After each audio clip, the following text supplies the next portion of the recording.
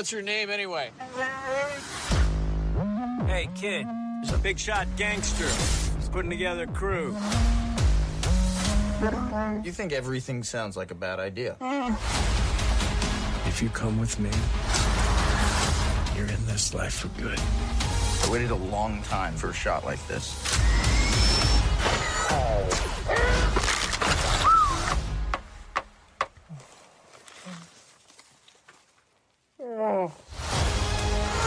I got a really good feeling about this.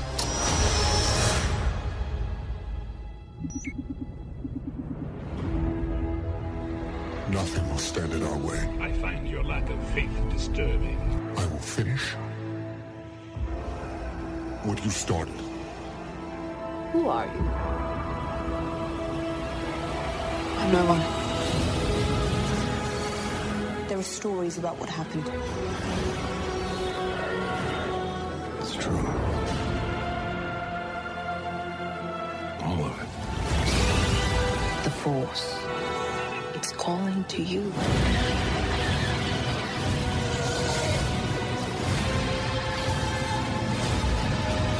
May the Force be with us.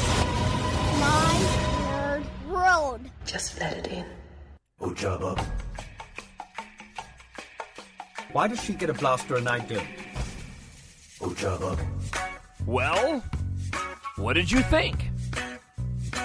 Did it meet your expectations? Was it what you wanted in a Solo, a Star Wars story? Did you even want Solo, a Star Wars story? I loved it. I thought it was great. And welcome to episode number 125 of the My Nerd World Star Wars podcast. I'm your host, Jon Justice, and I'm here just to give you my thoughts about Solo, a Star Wars story. Meant to have the show out a little bit earlier. Time did not allow that, but I have seen the movie twice now. I've got a whole bunch of notes. We'll see how closely I end up following those notes in the 45 minutes or so that I'll spend talking about Solo, a Star Wars story. But ultimately, look, it met my expectations. Am I going to rank it? No, I'm not going to rank it because I'm done ranking Star Wars movies. Did I like it? Yeah. Did I love it? Yeah, I think so. It was a really fun romp. That's exactly what I was hoping for. It met my expectations on pretty much every single level, and on a few levels, it exceeded my expectations. It is absolutely a different Star Wars movie. And how great is it that we, as fans of Star Wars, live at a time where we can get a movie like Solo, a Star Wars story. I think that's fantastic. You're going to have to deal with everything that surrounds the release of a new Star Wars movie. And there's a lot that's swirling around the release of this Star Wars movie. A lot of people are out there commenting. A lot of talk about box office numbers. I'm not going to get into that. I will, however, be doing sometime in the next day or so a bonus podcast that will be a message to the fandom, because I have some things about the fandom that I want to get off my chest, and I don't want to do it on the main show. I'll have a little bit more in terms of details at the end of the podcast this week. So I'm going to set that aside, and I just want to talk about Solo, a Star Wars story. And I really did have a great time with this movie, and like so many of the Star Wars films, of the new Star Wars movies, I find myself, after having some distance on it of about 24 hours now, wanting to get back to the theater and go for the ride again. Saw it on opening night. My whole family, my wife and my two boys, went with us to the fan event to go see Solo, a Star Wars story at our local AMC, 6 o'clock showing. The fan event items this year were not this year, for this movie, were great. Got a couple of buttons in the sort of a yellow Star Wars font. Never tell me the odds and best in the galaxy. Got a poster, a really nice, medium-size poster. But the really cool thing that came with the purchasing of the early screening for the fandom showing, or for the fans showing, was a set of, we all got a set of the gold dice, of Solo's gold dice. And they're They're real heavy. They're metal. I mean, they're going to last forever. I already have them hanging from the rearview mirror of my blue 2014 Kia Forte, which I mentioned on last week's show. Is almost the exact same color blue as Han's speeder at the beginning of the movie, and so I could relate so much to this character. So I'm going to start working through my list here, and I'll kind of be bullet pointing the movie, but most likely, because that's what I do on this show, I'm going to be jumping around as certain things pop into my head as I give you my overall impression of this film. I want to get a couple of things out of the way up front, however, and I want to address some of the bigger things at the end of the movie, and the question of where do we go from here. I kind of want to do that and set that aside, because I don't want to forget that I address these things before I get into the sort of minutia of this movie. So first off, I don't think that we're going to be getting another Solo movie anytime in the near future, for a myriad of reasons. I don't think that anybody is currently writing a new Solo story. I think that Disney and Lucasfilm have other plans. We know there was an announcement of was it James Mangold, who did Wolverine and Logan, doing a Boba Fett movie. I think there's a possibility that Boba Fett movie could include Alden Ehrenreich playing Han Solo. Maybe some of the characters in Kira that we saw, maybe surrounding that big. And by the way, spoilers, in case you hadn't realized this already, total spoilers. Perhaps, maybe, that's when we might see a further. Well, maybe that's when we'll see that cameo extend itself of Darth Maul at the end of the movie. But I don't think that was Disney's plan. To me, this movie, written by Lawrence Kasdan, his last one he said he was going to do, that was being written prior to Disney buying Lucasfilm, completed while he was working on The Force Awakens with the help of his son, Jon Kasdan. That Darth Maul cameo at the end makes a lot of sense if you are looking to add something kind of big at the end of this movie, right? You don't want it to be, because about midway point through the film, Dryden Voss, who's essentially the main villain, he makes a comment about his boss, and your mind jumps to Jabba the Hutt and the expectation that his boss is going to be Jabba the Hutt, right? You know, Crimson Dawn is the Syndicate. There's this nice setup of sort of where we are within the galaxy of this underworld on Corellia, and how they, the hyperfuel is sort of the currency when it comes to these crime syndicates that are running things. And this, of course, is outside of the larger story of the rebellion and versus the empire that is beginning at this point in time, would be in its infancy of growing, right? And so we're getting this underworld story of where Han Solo came from. It makes sense when you look at the timeline post Revenge of the Sith, prior to the TV show Rebels, that Darth Maul would be in this position where he's now just Maul. He is against the Emperor for having betrayed him, is on Dathomir, and is in charge of this underground crime syndicate. I don't personally think that the inclusion of Maul was to create a Maul story or to retell what happened in Rebels. For those that don't know, and again, spoiler alert, look, Maul was pivotal in the Clone Wars cartoon series. He was pivotal in the Rebels animated series, and meets his fate at the hands of Obi-Wan Kenobi on Tatooine in Rebels. And I know there's a lot of individuals in the fandom that are completely unaware of that have already been speculating because of the talk of the Obi-Wan Kenobi movie that maybe Darth Maul will be the villain in that.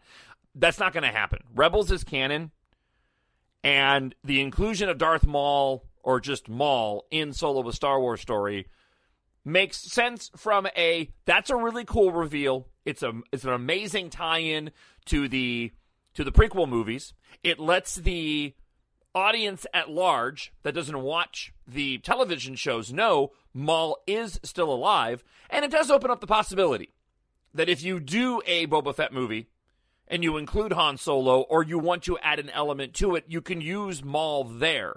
But I have no expectation whatsoever that we're going to see a retelling of the fate of Maul or the removal of Rebels from canon. And for me personally, I'm not reading that deep into it. That was a really cool cameo, makes sense. Fascinating from the standpoint of Kira being involved with Darth Maul and that crime syndicate, making that decision at the end of the film to leave Han behind. I mean, you do have you have possibilities that are there. I mean, at the end of this movie, you essentially have a number of different movies that you could spin off of Solo, a Star Wars story, right? You could do a Kira story with Darth Maul. You could do Han Solo going to Tatooine. Big shot gangster, we know now, was in reference to Jabba the Hutt, because the final shot of the movie, the final scene, was Han and Chewie in the Millennium Falcon heading off to Tatooine to do a job, hopefully, for Jabba the Hutt, which one can assume would be the job that we're told about at the, in the middle of A New Hope, when we see Jabba, show up because he had to dump his cargo, which, brings the whole Jabba storyline from the original trilogy into play. Possible Lando movie as well. But again, to me, this movie was written as just what it is, a standalone movie. And if at some point in time they want to go and spin off and do some other films that may tie into it, they can. And I know that when the movie ended, I wanted another Solo movie. I mean, I was like, give me another Solo movie. I loved Alden Ehrenreich as Han Solo. If I'm going to do a hashtag my Solo, it's Alden Ehrenreich. Don't get me wrong, I love Harrison Ford as Han Solo, of course. I'm not saying that. But for this movie, and for me personally, on a relatability, sort of angle, I could absolutely relate to the character that they created in Solo, a Star Wars story. All right, so I just wanted to get that Darth Maul sort of commentary out of the way, because it's kind of the big one. That way I can go off and give you my thoughts on this film and the things that I really enjoyed about it without having to dance around the question of where is this movie going? Where are we going from here? I really do just look at this as Lawrence Kasdan wanted to write a Solo movie. This is the Solo movie. It's going to sit there by itself. It added some layers to the character we already know. It added layers to the Millennium Falcon, and we'll get into that. It brings depth to Solo's character in all those other films, and that's what I want these movies to do. Just like Rogue One did to the original trilogy. When you watch the original trilogy and they go and they take on the Death Star at the end of A New Hope, to me there's a weight and a gravity that was added when going and watching Rogue One. I went and watched Rogue One yesterday. Went to the 6 o'clock screening on Thursday, and then my wife and I went and saw a 10:15 screening in 3D. Don't do 3D, by the way. I'll tell you why in a moment. On Friday morning, and then last night I decided to sit down and sort of watch the next movie in sort of the timeline of being Rogue One, and really enjoyed watching Rogue One again. I just love that movie, and they're just different. These movies are all different. I love the fact that we now have this ability to sort of pick and choose what kind of style movie that we want. If you want a war movie and want just a lot of action but don't want to get weighted down, relatively speaking, in the mythology, man, you toss in Rogue One and go for a ride. If you want just a good character study and romance, because to me, that was a real central part of Solo, a Star Wars story. I'm putting in Solo, a Star Wars story. Somebody else I heard make a comment on another podcast, I think it was Star Wars Underworld, that they felt the romance was stronger with Han and Kira than it was with Luke and Leia. And I absolutely agree. That's not to diminish the romance between Luke and Leia, but that is to say that we know what happens with that relationship. I mean, obviously it spawns a child, but by the time we get to The Force Awakens, they're split apart again. Those two just never seemed like they were really meant for each other. The story of Kira and Han Solo, there was, in my opinion, a genuine love of those two, and it was a difficult thing for Kira to go off on her own at the end of that movie, and I'll get into into a little bit more of that. But this is just going to be a fun movie when you want to soak in some Star Wars, you just toss it in and go for the ride. It really has a lot in common, in my opinion, with the original A New Hope. To me, it's a throwback to that movie. Pacing is similar. The action sequences are spectacular. And, that original movie, that original Star Wars A New Hope wasn't all that deep. You got real surface level Force stuff with Obi-Wan Kenobi. It was a part of Luke towards the end, but it was just a fun ride. And that's what Solo: A Star Wars Story was. It was just a really fun ride, and a movie that I look forward to watching over and over again. All right, so let's start at the beginning of sort of overall impressions of this movie. I loved the fact that we started off with a long time ago in a galaxy far, far away, and then Ron Howard made the decision to do a crawl, but not a crawl. The crawl was basically a setup talking about Corellia, Lady Proxima, how she ran the show there, gave the kids on Corellia security and safety while they went and sort of did her bidding, how Han was a part of this group to stay alive. I really liked the fact that they used that blue lettering and that font as the crawl. And then once the movie got going, we ended up seeing that yellow, it was almost digital. It's the same logo that we'd seen in the marketing, but it had this really unique, almost 3D-esque way about it. Almost like Tron. I know that sounds weird, but watch it again. It had just this really unique sort of, it wasn't a solid yellow, right? The way that Rogue One was. I still don't like the way that Rogue One opens. I really, really liked the way that Solo opened. And I thought it was interesting because nobody talked about the opening fonts or credits of the movie for those that had seen it in the advanced screenings, and now I think I know why, because nobody was complaining about it. It just worked. To me, that sets the standard moving forward for any of the spin-off films. I really like that idea of a long time ago in a galaxy far, far away, and then we get, the set that would have been the crawl in that blue font, and then they can kind of choose how they want to do the actual title card. On a wide, looking at the picture at the movie, stepping back and looking at the whole thing, the pacing of the movie is incredibly different from any other Star Wars film.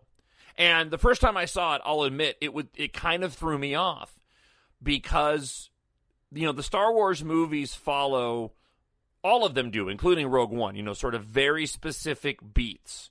You get the setup, you get a bit of an action sequence, we slow down for a bit, right around the 1 hour mark, we get another action sequence, and then we slow down for a little bit, maybe a little bit of action, and then we lead into the grand finale, which is usually a large set piece, again, action sequence. And this movie didn't play out this way. When we got done with the Kessel Run, which I thought was fantastic, thought it was absolutely fantastic. When we got done with the Kessel Run, I was actually a little bit concerned because I was like, we can't be at the end of the movie. We still have quite a bit. I didn't want it to end. I was having such a good time. I didn't want the movie to end. And I clicked on my phone. I had the brightness turned all the way down. I clicked on my phone to check on the time because I'm like, we've got to have a good chunk of film left. And I'm pretty sure that we just completed the last big action set piece. And then, of course, you get into the final act of the movie, and we get the reveal of Enfys Nest, which I thought was great. We get the backstabbing and the twists and turns of going back and meeting Dryden Voss, and it really ended up having this dramatic final act that was unlike anything that we'd seen in Star Wars before. But it still totally works. Seeing it a second time around, knowing that was going to be the case, and being able to sit back and actually just take in this movie without having to have sort of the weight of, because there's a weight of watching every new Star Wars movie now, right? There's that excitement, anticipation, and that desire, at least for me personally, to want to take in every single frame of everything and soak it all in. And I was able to relax more watching this movie and sort of watch it like a regular movie more so than I was The Last Jedi. But again, on a second viewing, knowing that I've seen it already and being able to sort of strip away that anxiety, it was, I was more ready to accept how this movie was going to play out in terms of the pacing and the way that the sets, the set pieces were going to play out. And I completely missed sort of at the end that battle between, I know I watched it. I was watching the movie, but that was a pretty well choreographed and interesting little fight between Dryden Voss and Kira at the end of that movie, which resulted in Kira taking Dryden Voss out. It's kind of the closest that you end up getting to any type of lightsaber, one-on-one battle. But the movie didn't need it. And that's the part of it, too, that I thought was really, really interesting, was that even watching Rogue One last night, it has that element of the Force that's kind of sprinkled through the whole thing. And that moment with Jyn Erso towards the end of the movie when they're getting ready to arrive on Scarif, where they're wanting to know if the code to open the shield gate so they can land down on the surface of the planet was going to work, and she grabs her Kyber crystal and closes her eyes. I've mentioned this before. I'm convinced that she's tapping into the Force. And, of course, with Chirrut Îmwe and Maze Balbus, am I getting that wrong? Maze Balbus? Their tie-in to the Force. This movie didn't have any of that. And it couldn't, right? It's focusing on Han Solo, so it wasn't going to be able to go down that road, given what he says about the Force later in the film. The tie-in with Darth Maul helps with that, if it needs help.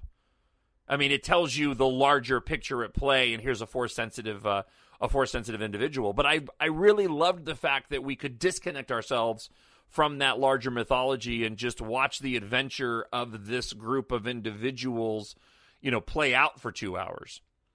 I loved Val, and I loved Rio Durant, and I loved L3, and while there is a part of me that was bummed out that they died, certainly with Val and Rio Durant so early in the film, I also completely understood why they did it. This movie needed to set the stakes early on. And because that Han Solo was going to survive, because Chewbacca is going to survive, that Lando is going to survive, then you needed to have some way in this movie to say, hey man, people are at risk, even though already as a viewer that the main characters are going to make it. We're going to show up front that we're willing to take out some really cool characters, because they were. Rio Durant was great. He was great.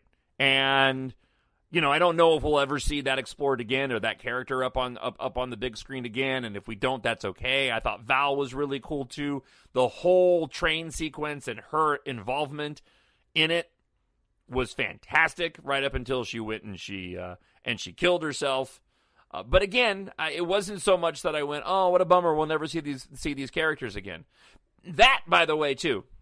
And again, I told you I was going to do this. I'm going to be jumping all over the place. I've got my notes here, and I'm barely even tapped them. But that, again, too, tells me that this is just a single movie. There are so many other characters in the Star Wars universe that I think Disney and Lucasfilm want to tell stories about.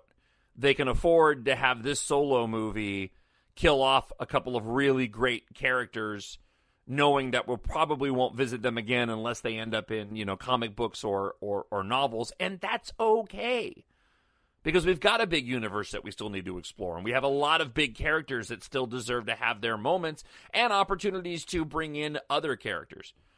Maybe down the line, if we end up getting another story that is earlier in the time frame, maybe we'll see those characters pop up again, but I don't anticipate it. And the good example would be Yudiro Two-Tubes, who was part of the Enfys Nest gang, who was also in Rogue One. That's a good example. He doesn't have a lot to do in Rogue One, but he is a very interesting looking character and an interesting character, and he's on screen quite a bit, comparative to the main actors or the main characters of that movie, and he ends up showing up, in Solo, a Star Wars story. All right, let's talk Alden Ehrenreich for a minute. I was sold on this character from the moment he arrived on screen. And for me personally, okay, I could relate to this guy instantly. The opening scenes on Corellia at night, Han Solo riding in that blue speeder that he lifted. I've never stolen a car before, but there was a certain Los Angeles vibe in my mind that opening scene before the first action sequence of the chase, before Han is in front of Lady Proxima. I noticed it in the trailer, and the movie didn't disappoint. Solo in his ride, driving down the streets at night of this shipyard, area of Corellia. It's kind of run down. For me, it harkened back to when I was a kid, and I was driving around and I was cruising around in my car. And the moment that he arrives and meets Kira, and they instantly show you that these two are in a relationship. These two might be in love. They're doing this for each other. I thought that was so, so cool. Setting the stage for this particular character, and he ends up being this romantic at heart. This is not the similar... Look, the Solo that we get in A New Hope is probably the oddball one, in my opinion, having not being written by Lawrence Kasdan. The scoundrel part of it, you do get a little bit of do you think a princess and a guy like me? No. Of course, you see the good in him when he shows up at the end of A New Hope, but it really isn't until you get into The Empire Strikes Back and Return of the Jedi that you see that lovable, sort of quirky side of Han Solo. That emotional side of Han Solo, certainly in Return of the Jedi, and that's probably the one parallel that I think is really cool, because I had always felt that the writing was a little clunky for Han Solo in Return of the Jedi. The "you're gonna need it," and the "hey, it's me." Those never quite worked for me, but seeing now Solo: A Star Wars Story and looking at a young Han Solo and seeing how he was when he was younger, it, in my mind, fixes those moments. Because those moments, to me, closely mirror what we saw in Solo: A Star Wars Story, more so than what we had seen in the Empire Strikes Back. And when you get into the further through the movie, and you see the relationship between Han and Kira, and again, for me, as a guy who has always worn his heart on his sleeve, has always been way too emotional for his own good, was always really dumb and naive when it came to women when I was younger. I instantly related to that character. Even later on, you get 3 years down the line, and I loved this. You get 3 years down the line. Well, he loses Kira in the beginning, right?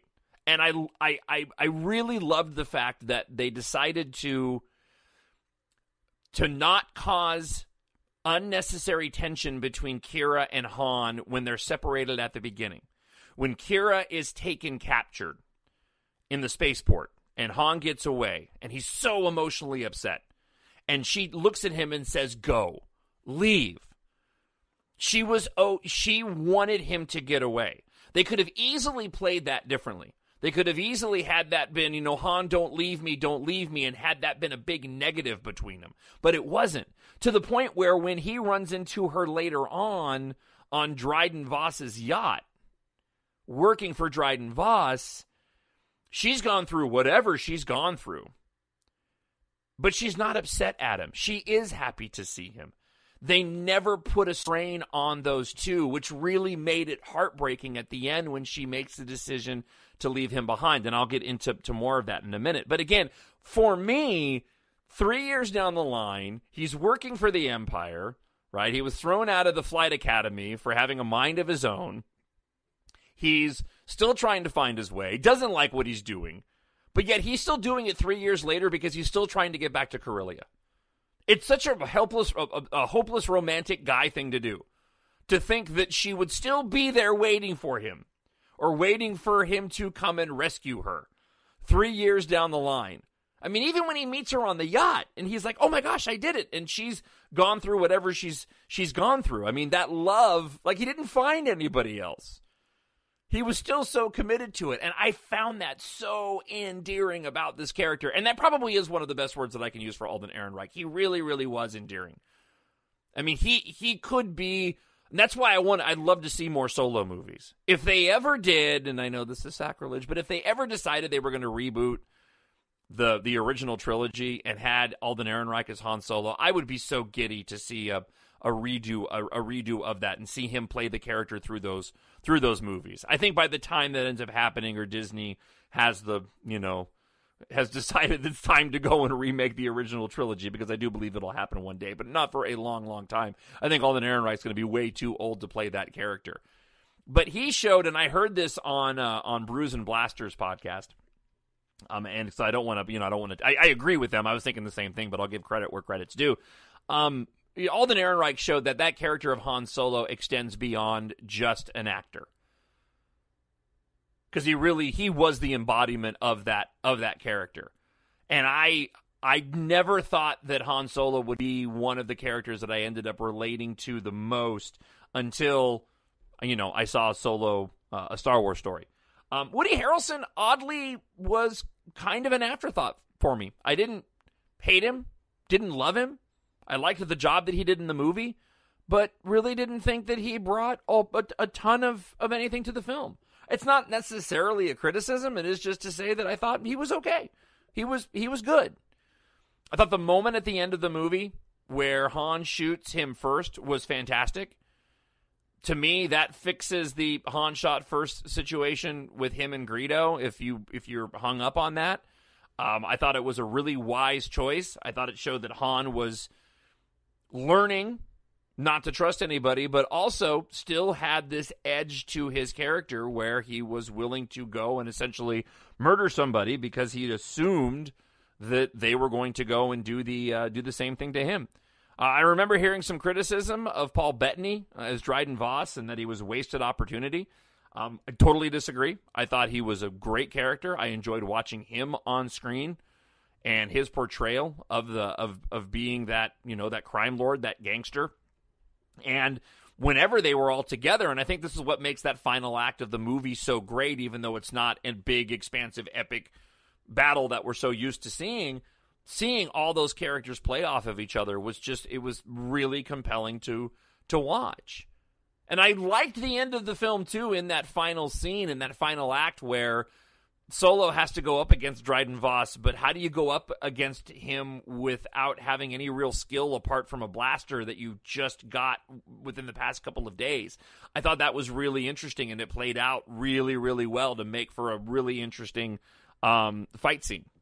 Going back to the beginning of the film, loved the speeder chase at the beginning with Moloch. I thought that was really cool, met my expectations. I knew that we probably weren't going to be with that blue speeder for very long, and it would be at the start of the movie, so it was cool to see it play out, and knowing that you're not going to be able to hang with that speeder throughout the movie. It's just a set piece, because I really do love that speeder. And I like the beginning of the film, too, and how quickly you get into it. I mean, we don't spend a lot of time on Corellia. Before you know it, we're 3 years ahead, and he's already joined the Empire when we do the time jump.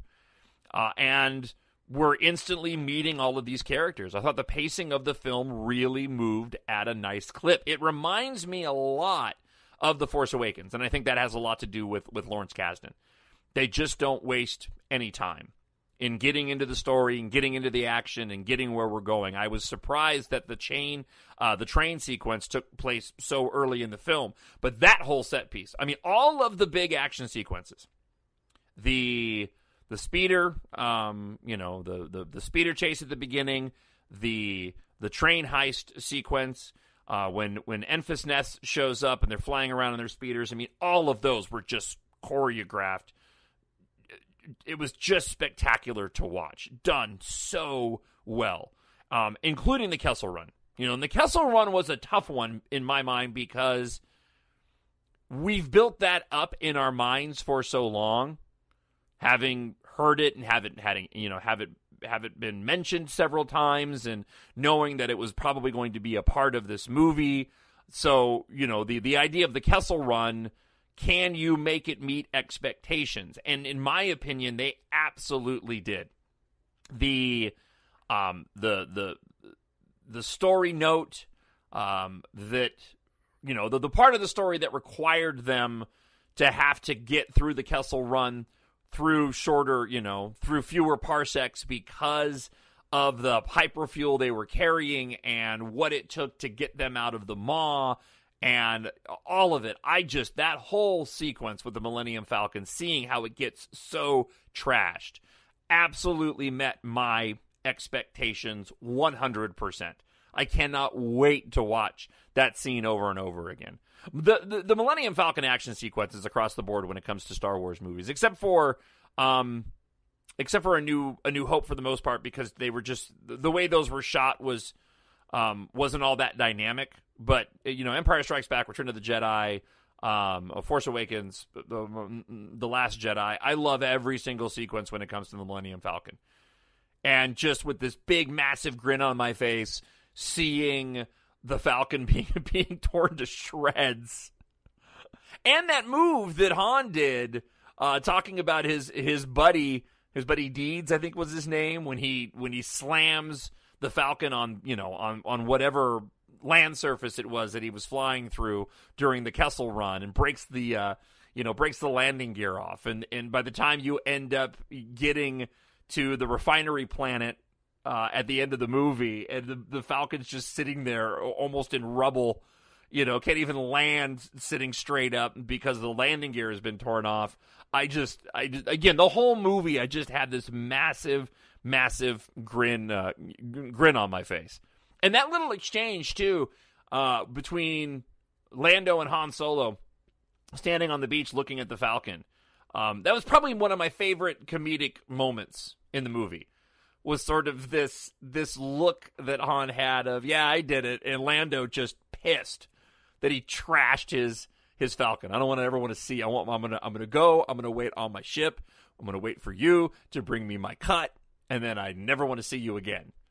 And just seeing that iconic vehicle that Lando loved so much, just sitting there smoking on the beach was just a moment of pure Star Wars joy. And when you stop to think about the things this movie had to accomplish, it deserves a lot more credit than maybe people will actually go and give it. And what I mean by that is, you've got to introduce Chewie to Han Solo. You've got to get the Falcon from Lando in the hands of Han Solo. You have to perform the Kessel Run. And you can't go and ruin any of those things. Because you go and ruin any of those things, and you got to have him meet Lando, right? I mean, obviously, that's part of winning the Falcon. You screw any of those things up, and you've now kind of screwed up the iconic moments where they're referenced originally. And the movie pays off on every single one of those. The last sequence of going back, because I remember watching the movie and thinking, all right, we're back with Lando. He's going to play the game again. How are we going to get to the, hey, you lost her to me fair and square from The Empire Strikes Back, right? Your ship, And then you find out that he sees that Lando is cheating in the original game. Well, no, actually he doesn't see, does he? He doesn't realize that he's cheating. He only notices he's cheating the second time around. We as viewers see that he's hiding a card underneath his shirt with that little mechanism. He only sees it at the very end. And so we know going into it, okay, he's going to make sure that, Lando doesn't have a chance to cheat. That absolutely pays off. As I mentioned, the Kessel Run, in my opinion, absolutely pays off. How the Falcon ends up looking like it does, it pays off in as much as now we know why it doesn't have the pod and the mandibles at the front of the ship. We know why the outside of the ship looks destroyed. We know how it loses its gun. We know how it loses its radar dish. We know partly how it gets trashed inside. Because watching it a second time around, you can really begin to pick up on the fires that are taking place and the smoke that's filling up inside the cabin. And so if you imagine that it gets really trashed during this movie, and then we know that we've got many years until they're like 7 years, right? Until we end up seeing it again in A New Hope, then you can easily sort of do the mental gymnastics necessary to go and say, okay, that's how it ends up looking the way that it does. And the introduction of Chewie and Han, and thank the good Lord Almighty that they found Jonas Johansson to play Chewbacca, now that Peter Mayhew has just simply become too old for the role, because Jonas does a fantastic job as Chewbacca. Different than what I think a lot of us thought. A lot of us thought that they'd end up meeting on Kessel, and we know that Kessel ends up playing a big part, and I love that action sequence as well.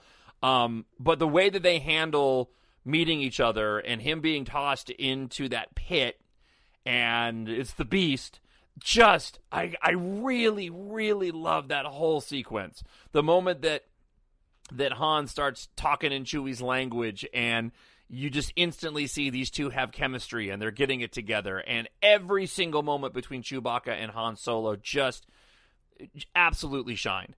And, truth be told, there's so many things I love about Star Wars, but if you asked me to list it out, I don't think I would have ever put high up on the list the relationship between Han and Chewie, or Chewbacca, or even Han. I will now, because of this movie. Every moment those two are on screen, it's so much fun to see them work together. And to see them go through that relationship, to see Chewie become the co-pilot of the Millennium Falcon, to see them working together, to reach that end moment in the movie where they're flying off talking about going and meeting this big shot gangster on Tatooine. They just absolutely nailed the beginning of this lifelong relationship, which adds dimension and depth and weight to all the other movies. Even going to, all the way to Han's end. I'm going to watch The Force Awakens tonight, and I'm really looking forward to it. Having seen this movie now, knowing that this is sort of the final story of Han Solo after watching the first story of Han Solo. It goes without saying, and we're running short on time, and there'll be plenty of time in the coming weeks to talk more about Solo. Again, I just kind of wanted to do a instinctive reaction of the things that really stuck out to me. Lando was obviously done great by Donald Glover. I thought that was absolutely fantastic. I really liked L3 more than I thought I was going to like L3. I was disappointed when she died early, but I thought it was an absolute masterstroke that they used L3 and her internal, basically her brain to become the brain of the Millennium Falcon. You go now to the original trilogy, and you go to C-3PO saying, I don't know where your ship learned to speak, but it has the most peculiar dialect. And knowing now that when you watch that scene, thinking that's going to be L3 that he's actually listening to, I just thought was such a great nod and just a great way to add some depth and dimension to the Millennium Falcon that we already love. It already is a character in these movies. Just a few things before we wrap up, and we'll get into more details on this on next week's show, but really loved the score. I actually felt the score stuck out more and was more impactful than when I watched The Last Jedi. Like, I already remember the score more from Solo: A Star Wars Story than I do The Last Jedi. And I've seen The Last Jedi a lot, way more, obviously, than I've seen Solo. It might be because of the way that I'm watching The Last Jedi, and so I'm going to have to kind of sit on that again a bit, because I'm planning on watching that soon. I want to mention that there wasn't a lot, at least for me, and feel free to email talkshownerd@gmail.com or to leave a comment on YouTube. I didn't see a ton of connections when it comes to Kylo Ren. Maybe some, and we'll get into it more next week. But the parallels there I thought were thin. I did really, really appreciate, and one of my favorite moments of the film was that real subtle moment when Han gets into the cockpit of the Millennium Falcon for the first time and Lando's flying it, and he talks about his dad and how his dad built those YT freighters and that he always hoped to fly one. That to me instantly told me that, that Falcon needs to be in the hands of Han Solo and not Lando Calrissian. And I really thought that was a really great moment. And the whole picture was shot. The whole picture was gorgeous. Absolutely gorgeous. I mentioned earlier, don't watch it in 3D because it's just too dark. There's a certain layer of darkness that 3D adds, and to me, it ruins a movie that's shot too dark.